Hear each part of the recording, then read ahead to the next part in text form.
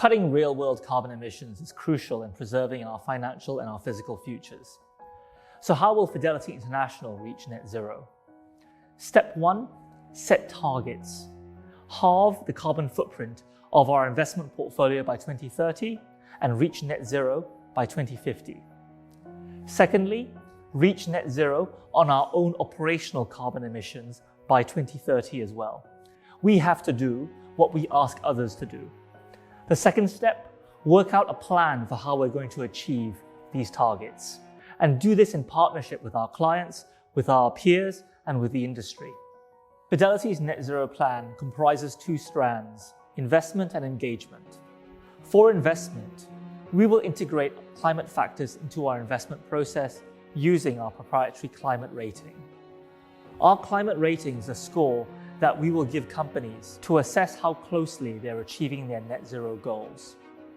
We will use it alongside our core sustainability rating to identify companies that are achieving net zero and climate solutions that enable net zero, but also to identify issuers that are not doing enough to tackle climate change.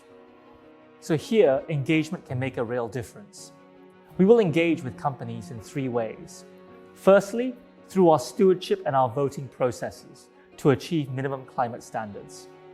Secondly, through our team of analysts who meet companies regularly to discuss their sustainability and their decarbonisation objectives.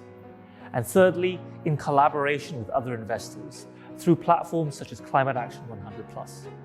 We will now directly target heavy emitters with no transition plans, engaging intensively with them to meet our minimum climate standards.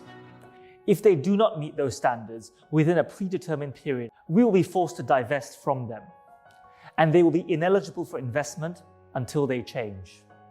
The first industry we'll be tackling is thermal coal. Thermal coal accounts for 40% of all energy-related emissions. We'll be starting with miners first, and then moving on to power producers and utilities. We will be giving them some time to achieve their goals, but we are aiming to achieve full phase-out of thermal coal from our portfolios by 2030 within the OECD and 2040 globally. We don't have much time left, and the next decade is going to be crucial.